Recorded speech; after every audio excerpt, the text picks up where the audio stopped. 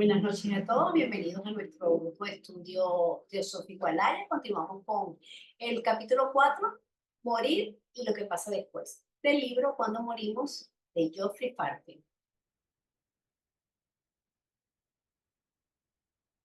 Hay una beatitud y un poder más allá de nosotros mismos, que viene en ayuda de aquellos que están preparados para recibirlo. Nos dirigimos respetuosamente hacia aquella beatitud, aquellas grandes fuentes de las cuales emanan incesantemente la fortaleza y la inspiración hacia todos los que estamos resueltos a abandonar el yo personal para desarrollarnos, aprender y compartir fraternalmente sin reservas. Radamir. Capítulo 4. Morir y lo que pasa después. Las experiencias de muchas personas que se han considerado clínicamente muertas, pero que se han recuperado, han sido investigadas y registradas desde hace 100 años. La experiencia típica, de la cual existen muchas variaciones, tiene una serie de características comunes. Una fuente sobre lo que nos espera después de la muerte física la constituyen las personas que han tenido experiencias cercanas a ella, aquellas que por una enfermedad o por algún accidente parecen haber fallecido, pero finalmente se recuperan y siguen vivos. La mayoría de los que sufren dolores hablaban de un alivio inmediato de ese dolor, algo muy consolador. En algunos casos, los sujetos decían que en cierto modo se habían separado de su cuerpo físico y que entonces podían verlo, por ejemplo, en una mesa de operaciones. Dijeron que era una experiencia extraña, porque no podían entender su retención de la conciencia sin cuerpo. A veces intentaban hablar con médicos y enfermeras o con espectadores a los que podían ver, pero sin obtener respuestas. Resultaba obvio que los demás no podían verlos. Era como si no estuvieran allí o fueran invisibles, y tampoco podían hacerse oír a nivel físico. No era un estado de sueño ni una alucinación, porque cuando se recuperaban podían explicar, a menudo con todo detalle, lo que había pasado y lo que había dicho la gente. Cuando se comprobaba después lo que había ocurrido realmente y lo que había dicho la gente, quedaba confirmado con frecuencia que lo que se había visto y oído era correcto. A veces, sin embargo, el informe no era correcto del todo. Lo contado por personas que han tenido experiencias cercanas a la muerte muestran muchas coincidencias y similitudes entre lo que sintieron y percibieron, sin importar la edad, el sexo, la raza, la religión, etc. La mayoría asegura haber tenido una serie de experiencias extracorpóreas ligadas al siguiente plano, es decir, al plano astral, que es lo que comentan aquí en el texto. Otro elemento común de esta experiencia próxima a la muerte es la de una revisión de la vida que se acaba de vivir, con todo tipo de detalles. A veces parece haberse recordado todo, incluso algunos detalles de la primera infancia. Esa visión o esa película proporciona la constatación de que en la vida todo tiene su porqué, su para qué y su sentido profundo. Todo encaja de manera armónica. Más adelante en el texto vamos a expandir sobre la mirada de esta película. Después, normalmente aparecía la sensación o impresión visual de estar delante de algún tipo de barrera. Un muro, una valla, un foso o incluso un túnel. Parecía que en cierto modo había que atravesarlo, superarlo o franquearlo. La mayoría de las personas decían que en algún momento después de su defunción habían encontrado a un ser augusto, a una figura de luz. Todos cuantos tuvieron la experiencia sintieron una simpatía inmediata y completa hacia esa figura, y algunos experimentaron como una reverencia ante ella. Percibían en ella una cierta majestad, incluso divina. Divina. Muchos la relacionaban con el objeto de su devoción en sus prácticas religiosas. La revisión de la vida pasada a veces tenía lugar en presencia de este ser, que siempre demostraba una comprensión total y compasiva, fuera lo que fuera que se estuviera repasando. No se oían ni se sentían culpas ni críticas. Como menciona el texto, se dice que al momento de la muerte del cuerpo físico hay auxiliares. Estos auxiliares pueden estar encarnados o no, que toman la forma de un ser querido o de un ser a quien le tenga mucha devoción y que lo ayudará a dirigirse a la siguiente fase o a la siguiente etapa. Incluso son estos mismos auxiliares los que ayudan o le explican al ser que ya desencarnó, porque muchos al momento de hacerlo están desubicados, confundidos, muchos siguen haciendo su rutina sin darse cuenta que están en otro plano. Algunos al notar que no pueden comunicarse, que nadie los ve, etcétera, entienden que murieron. Otros son Ujú. ayudados por estos auxiliares. La mayor parte de los sujetos experimentaban una gran paz y felicidad y no querían volver a su antigua vida. A veces, sin embargo, sentían que debían hacerlo o les decían que tenían que regresar por su joven familia o por algún deber. A otros se les decía que su hora no había llegado todavía. Para la inmensa mayoría de quienes han vivido un encuentro cercano a la muerte, se trató de una experiencia agradable y satisfactoria. Algunos cuentan que después de salir del cuerpo físico, su alma se había puesto en camino junto con otras y que fueron a un lugar agradable. A veces, al morir, recibían parientes o amigos anteriormente difuntos que les daban la bienvenida y les decían que les habían estado esperando. Estos parientes y amigos se hallaban a menudo en lugares idealizados. Al regresar de esta experiencia, muchos se daban cuenta de que tanto ellos mismos como su perspectiva sobre la vida había cambiado. A veces decían haber comprendido que la vida terrena era una educación y que tendrían que aprender cuanto pudieran y utilizar bien su tiempo. Muchos también sentían cómo cambiaba su actitud hacia los demás. El afecto, el amor y la compasión eran sentimientos predominantes. Entonces, muchos de los que han pasado por estas experiencias cercanas a la muerte se desprenden de muchos miedos y de muchas cargas y tratan Ujú. de entender que todo tipo de vivencias o experiencias, buenas o malas, son de extremo valor. Hemos de recordar que en todos estos casos la gente no estaba realmente muerta. La mayoría de ellos sentían que si los hubieran cruzado los límites o hubieran pasado la luz del final del túnel, habrían estado realmente muertos. En lo que respecta a sus cuerpos y que no habría habido retorno.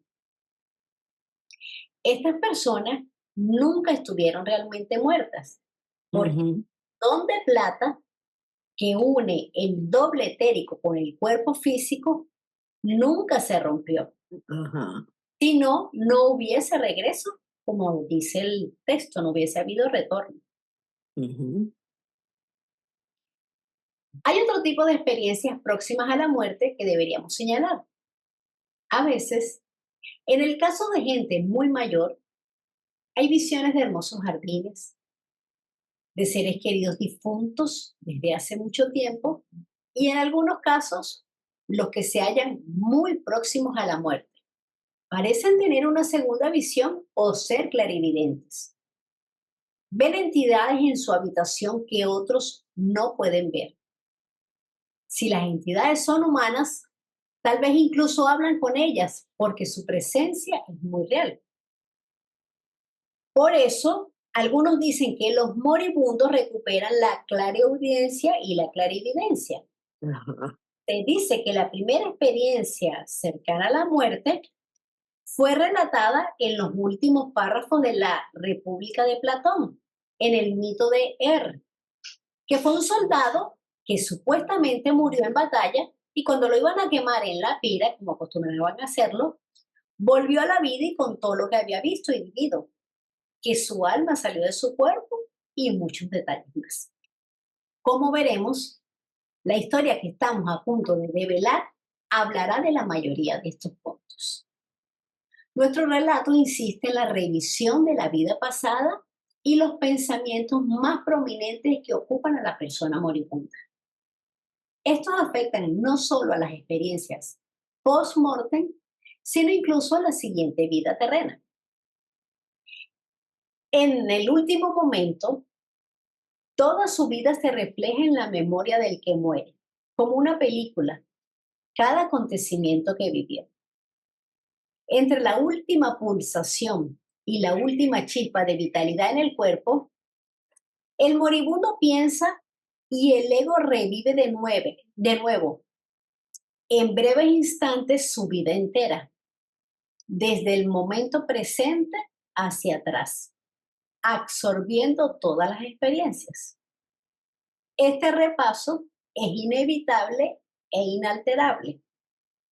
No se puede alterar o cambiar, lo que significa que al ser interno, al ego, nada se le escapa. Todo queda registrado, imprimiéndose en la luz astral. Ujú. Es un momento demasiado solemne e importante, por lo que es vital y necesario la tranquilidad de las personas que están con el fallecido, para que éste no sea perturbado por lamentaciones introspectivas, porque el moribundo está como un espectador. La mayor parte de la información sobre los estados después de la muerte que se encuentran en este libro está sacada de la larga serie de cartas sobre este tema y sobre otros temas esotéricos que los dos maestros, el maestro K H y el maestro M, escribieron al señor Alfred Sinet en los años 1880 a 1885. Estas cartas fueron publicadas en forma de libro como Las cartas de los Mahatmas a Sinet y los originales se hallan en la Biblioteca Británica. En este relato, muchos de los textos citados proceden de esas cartas. A uno de los maestros que había descrito el proceso de la muerte se le preguntó, ¿acaso los pensamientos que ocupan la mente en el último momento necesariamente dependen del carácter predominante de su vida pasada? Y él respondió, no puede ser de otro modo. La experiencia de personas que están a punto de morir, ahogados o por otros accidentes y que después se recuperan, han corroborado nuestra doctrina en casi todos los casos. Ujú.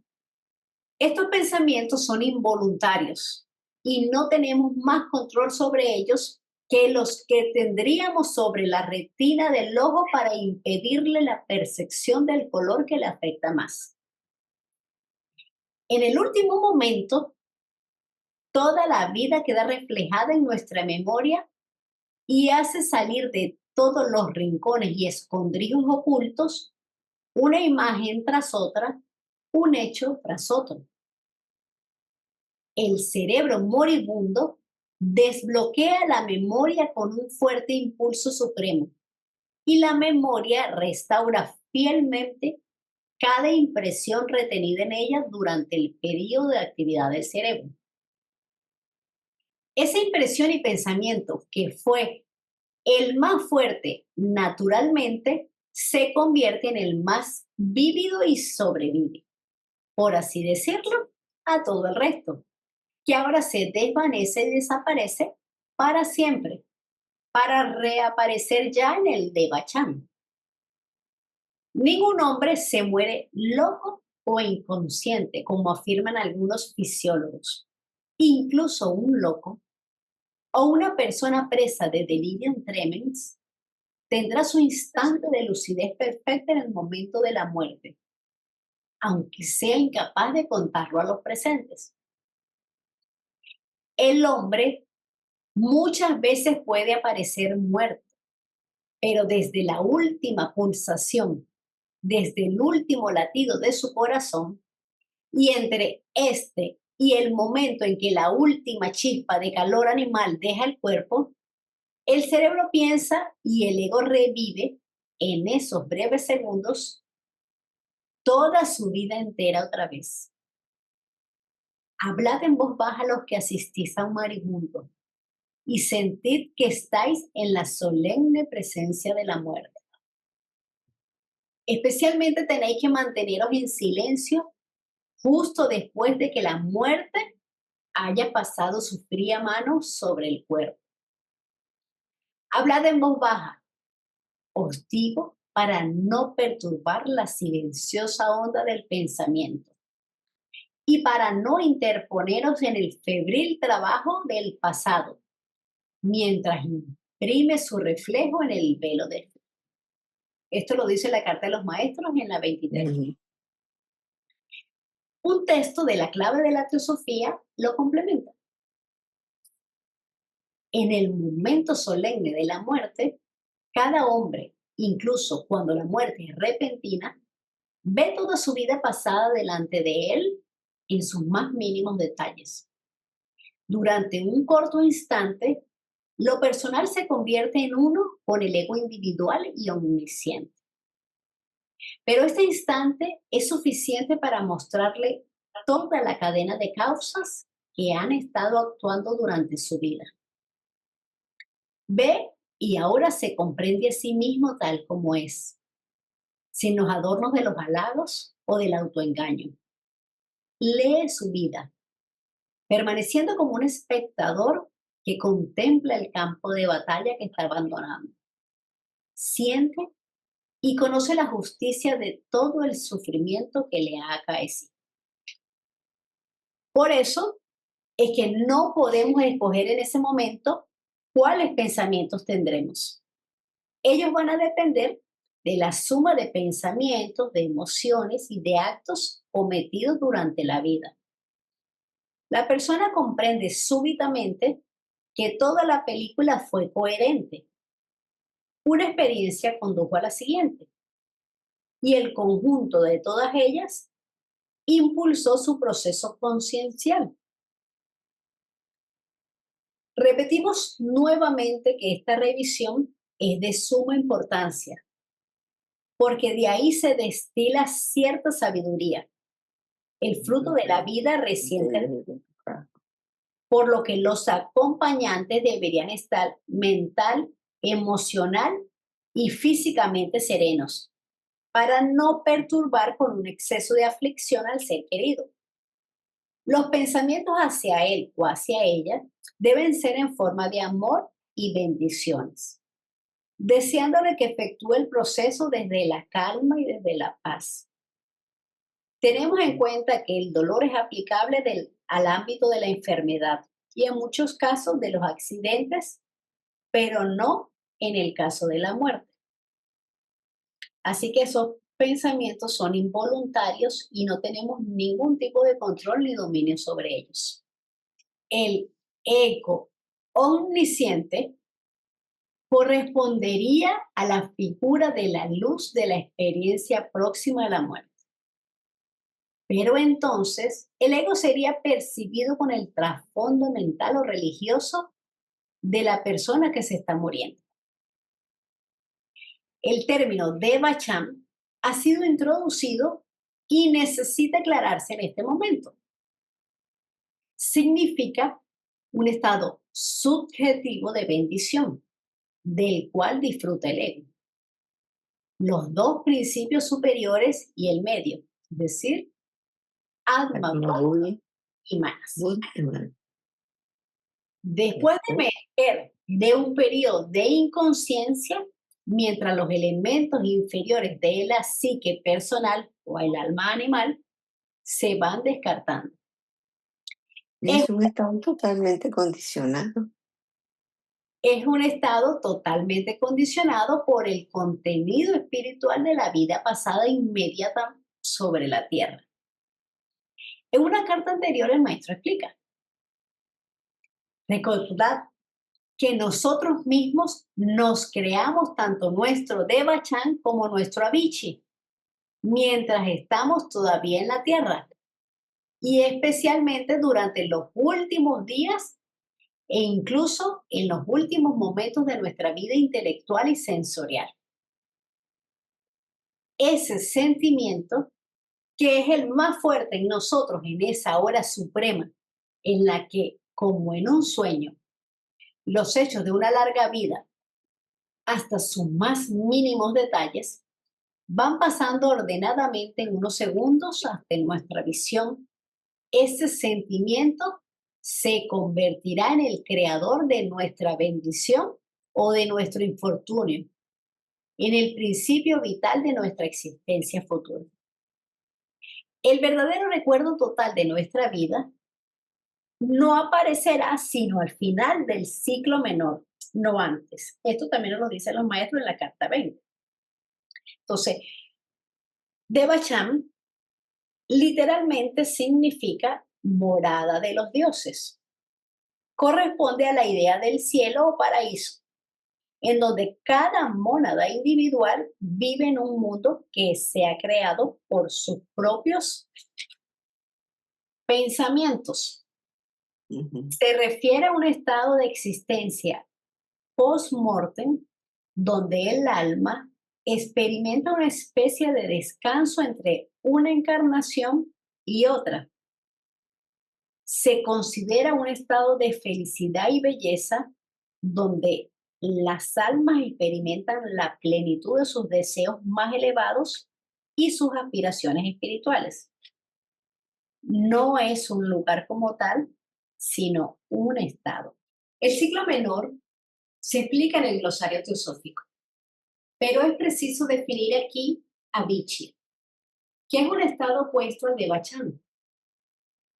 El Devachan nos recompensa y nos bendice, mientras que Avicii es retributivo y nos hace infelices. La frase del maestro, según la cual nosotros creamos nuestro propio Devachan, así como nuestro Avicii, y especialmente durante los últimos días e incluso momentos de nuestra vida, no se entendió del todo. Y en respuesta a otra pregunta, dijo, es una creencia ampliamente extendida entre todos los hindúes que el futuro estado prenatal y el nacimiento de una persona se moldean con el último deseo que pueda tener en el momento de morir. Pero su último deseo, dicen, necesariamente gira alrededor de la forma que la persona pueda haberle dado a sus deseos, pasiones, etcétera, durante su vida anterior. Es por esta razón precisamente, es decir, para que nuestro último deseo no sea contraproducente para nuestro futuro progreso, que hemos de vigilar nuestras acciones y controlar nuestras pasiones y deseos durante toda nuestra carrera en la Tierra. Esto nos lo dicen los maestros en la carta 23. Avicii es un estado de maldad ideal espiritual, una condición subjetiva, lo contrario al Devachan. Se dice que es reservado para aquellos que han cometido acciones extremadamente malévolas y negativas. Se cree que es un lugar de sufrimiento y los que van allí pasan eones antes de tener la oportunidad de renacer en un estado más favorable. En general, representa los extremos de sufrimiento y separación del estado de iluminación para seres carentes de compasión y de sabiduría. El Avicii es un estado sin vibraciones, condición en que el hombre se siente solo en el espacio y separado de toda vida. Ahora llegamos a lo que ocurre inmediatamente después de morir. Antes, es preciso definir otro término crítico, cama loca, con variaciones en su ortografía. Literalmente, es el lugar de las emociones, de la pasión, del deseo, de la necesidad de satisfacciones carnales, de los gustos, antipatías, etc. Es un lugar en el que, en caso de una muerte normal, en su momento y por causas naturales, el ego cae en la inconsciencia durante las primeras etapas de la existencia post-mortem. En otros casos, la mayoría de muerte prematura es el lugar de la conciencia personal completa o parcial y de la memoria de la vida pasada. A menudo una especie de estado de sueño que varía de intensidad, a veces de un verdadero sufrimiento, remordimiento, etc., en lo que queda de la psique personal. Recordemos que psique es la parte inferior de manas con K. El maestro nos da esta descripción. Así pues, cuando un hombre muere, su alma, quinto principio recordemos que es manas, se vuelve inconsciente y pierde todo recuerdo de las cosas, tanto internas como externas. Independientemente de que su permanencia en el cama loca tenga que durar unos momentos, horas, días, semanas, meses o años, independientemente de que muriera de muerte natural o violenta, de que ello ocurriera en la juventud o en la vejez, y de que el ego haya sido bueno, malo o indiferente. Su conciencia lo abandona tan súbitamente como abandona la llama la mecha cuando se extingue. Cuando la vida se ha retirado de la última partícula de materia cerebral, sus facultades perceptivas se extinguen para siempre. Sus poderes espirituales de reflexión y de evolución y de volición, o sea, de la voluntad, en resumen, todas aquellas facultades que no son inherentes a la materia orgánica ni susceptibles de ser adquiridas por ella. Por lo pronto, desaparecen. Esto es lo que dicen los maestros en la carta 20. Se quería una confirmación de la frase del maestro. Voy a terminar de leer esto, Juan Carlos, y luego hago un comentario y luego te damos la palabra. Se quería una confirmación de la frase del maestro, según la cual, en el momento de la muerte, la conciencia de un hombre lo deja tan de repente como la llama deja la mecha. Y la respuesta fue, bueno, ¿puede un cerebro físico una vez muerto retener sus facultades perceptivas? Lo que percibirá en el cascarón es algo que percibe con una luz prestada o reflejada. Entonces, cama loca es el primer estado después de que los tres principios de la tríada inferior o la tríada física, es decir, el cuerpo físico, el doble astral y prana, van a sus orígenes. Es un estado de transición. Se considera un plano donde las almas pueden tener experiencias similares a las que tenían en vida, pero sin un cuerpo físico. Se dice que las emociones y los deseos juegan un papel importante y las almas pueden experimentar la influencia de pensamientos y acciones pasadas. El Kama Loka equivale al purgatorio de los cristianos. Se asocia comúnmente con la purificación y el proceso de desapego de las energías terrenales. El tiempo que un alma pasa en Kama Loka va a depender del karma, de su nivel de desarrollo espiritual y de las acciones realizadas durante la vida pasada. Y nuestro propio estado vibratorio, como nos lo comentaba hace ratito Elisa, es lo que determina el nivel del plano astral al que ingresaremos después de la muerte del cuerpo físico, porque nuestra vibración estará en armonía con aquel. Recordemos que todos los planos tienen 7 subniveles. Aquí deberíamos fijarnos en la precisión de las palabras. Las facultades perceptivas son los medios por los cuales somos capaces de ser conscientes, tanto de lo que está ocurriendo a nuestro alrededor en el mundo físico, a través de nuestros sentidos, como de nuestras reacciones internas ante ello, nuestros pensamientos y sentimientos. Toda esta percepción tiene que detenerse en la muerte. Hemos de comprender también lo que es el cascarón. Es la psique personal activa, todavía integrada.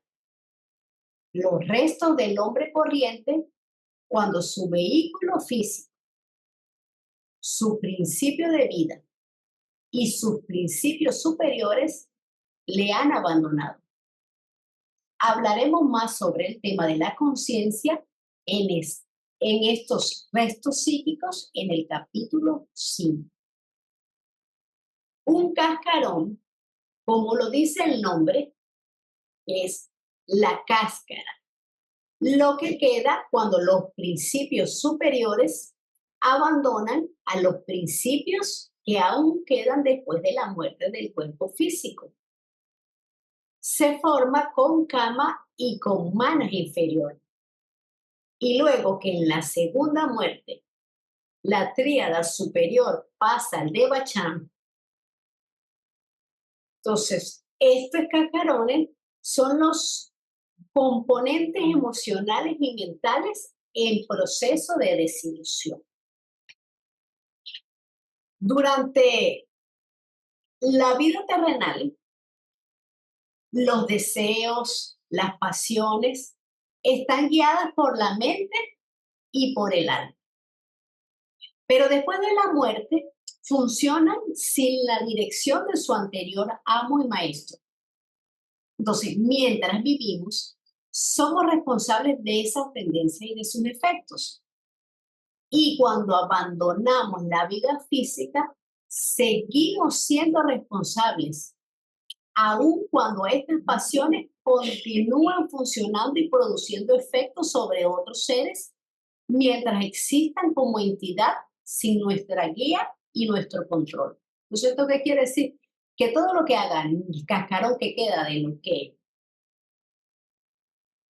lo que queda de esa alma animal o de ese kama y ese mana inferior, sigue siendo responsabilidad del ego superior que los creó. Tenemos más confirmaciones sobre la inconsciencia del ego en esta etapa. Por ejemplo, cada entidad cuádruple que acaba de desencarnar, cuádruple porque tiene 4 principios activos que son los sobrevivientes, el texto nos lo va a decir más adelante. Tanto que muriera de muerte natural como violenta, por suicidio o accidente, mentalmente sana o loca, joven o vieja, buena, mala o indiferente, pierde todo recuerdo en el momento de la muerte y mentalmente es aniquilada. Duerme su sueño akáshico en el Kama Loka. Esto era lo que nos estaba comentando Daniela en su comentario. Este estado dura desde unas cuantas horas, rara vez menos, días, semanas, meses, algunas veces hasta varios años. Todo esto según la entidad, según su estado mental en el momento de la muerte. según su clase de muerte, etc. Para el hombre común hay una inconsciencia, un sueño tranquilo semiconsciente, así como cuando entra en el sueño diario, tranquila y sosegadamente, sin dolor o gusto. Después, para hablar un poco más de lo que ocurre en la muerte, tenemos, y nos cita el maestro en la carta 16. Cuando el hombre muere, sus principios segundo y tercero mueren con él. Aquí, cuando el hombre muere, se refiere al cuerpo físico, su principio segundo, el doble etérico y el tercero, o sea, prana. Hay que aprenderse los principios por números para poder entenderlo y hacer un poquito más fácil. Entonces, cuando el hombre muere, sus principios segundo y tercero mueren con él. La tríada inferior desaparece. Y el cuarto, quinto, sexto y séptimo principio forman el cuaternario que sobrevive. Entonces, el cuaternario sobreviviente está compuesto por los principios que sobreviven, que son cuarto, quinto, sexto y séptimo, es decir, Kama, Mana, Buddhi y Atma, porque la tríada inferior ya regresó a su origen, o sea, el cuerpo físico, el doble etérico y prana. El término cuaternario aquí difiere de su uso habitual. Llega un momento en el que Mana inferior se retira a la tríada superior, que así se convierte en el cuaternario. Esta retirada hacia arriba del Mana inferior deja lo que era el cuaternario como una tríada inferior. La psique, así separada de Kama, se reúne con la tríada superior y se hace espiritual. La tríada se refleja en el cuarto y se forma la tetractis. También se nos dice que inmediatamente después de ocurrir la muerte, nos dice el maestro en la carta 20, Sumaya Virrupa, es decir, el cuerpo sombra etéreo, véase glosario teosófico, puede a menudo ser lanzado a la objetividad, como en los casos de apariciones después de la muerte. Pero a menos que se proyecte con el conocimiento latente o potencial del difunto que lo pasa, o bien si se debe a la intensidad del deseo de ver a alguien o de aparecérselo, atravesando raudo el cerebro moribundo, la aparición será simplemente automática. No se deberá a ninguna atracción de simpatía o a ningún acto volitivo, no más de lo que la imagen de una persona al pasar inconscientemente junto a un espejo se debe al deseo de esta última. El Mayavirrupa es un cuerpo ilusorio de pensamiento y de imagen, creado por la voluntad y el pensamiento de un adepto o de un hechicero. Es una ilusión pasajera creada por la mente, porque la mente tiene ese poder de Kriya Shakti, de crear. El adepto y el chela pueden usar voluntariamente su Mayavirrupa, mientras que el individuo común no, exceptuando algunos casos, como es el caso que dice aquí de la muerte. Se le llama así porque es una forma mental ilusoria creada por el uso particular según las circunstancias y puede además trasladarse a grandes distancias. La referencia a apariciones después de la muerte es interesante, porque la aparición fantasmal de alguien que acaba de morir a un ser querido, incluso a una distancia, y que tal vez ni siquiera sabía que la muerte era inminente, no deja de ser frecuente. Igualmente puede ocurrir que la similitud etérea de una persona recientemente muerta pueda aparecer bajo ciertas condiciones atmosféricas encima de una nueva tumba, Eso no sería el Mayavir Rupa, como veremos más tarde. Entonces, algunas veces el doble etérico o el cuerpo astral o el cuerpo vital es visto en la casa donde había vivido como una persona física o es visto por familiares. Esto ocurre cuando el desencarnado fija su pensamiento de manera intensa en algunas personas que dejó en el plano terrestre. Bajo estas condiciones u otras similares, el doble puede ser visto u oído. Tiene parecido al cadáver físico, pero aparece silencioso y con aspecto vago. No se comunica. Es un sonámbulo astral. No hace nada más que manifestarse. Más o menos. El maestro nos da mucha información sobre los fenómenos espiritistas, incluyendo los casos en los que se halla el Kama Loka. Incluyendo los casos en los que se hallan en el Kama Loka, pueden comunicarse indirectamente a través de los medios con las personas que están en la Tierra. De esto hablaremos en el capítulo 9. Hay otro pasaje relativo a posibles estados de conciencia en el Kama Loka, y cita el maestro en la carta 20. En Kama Loka, los que mantienen su recuerdo no van a disfrutarlo en la hora suprema del recogimiento. Aquellos que saben que están muertos en su cuerpo físico pueden solamente ser adeptos o bien magos. Y estos dos son las excepciones de la regla general. Como los dos han sido colaboradores de la naturaleza, los primeros para el bien, los segundos para el mal, en su obra de creación y de destrucción. Son los únicos que pueden llamarse inmortales en el sentido cabalístico y esotérico, naturalmente. Otro caso de excepciones y de muertes prematuras son tratados en el capítulo 8. Pero el maestro dijo más cosas sobre la inmortalidad, lo cual está incluido en el capítulo 10. La hora suprema de la reflexión es la hora en que normalmente todos los egos, si no son ni adeptos ni magos, aquí se está refiriendo magos como al adepto de la mano izquierda, se hacen conscientes de toda su existencia previa. Esta hora llega al final del ciclo menor del que hablaremos más adelante.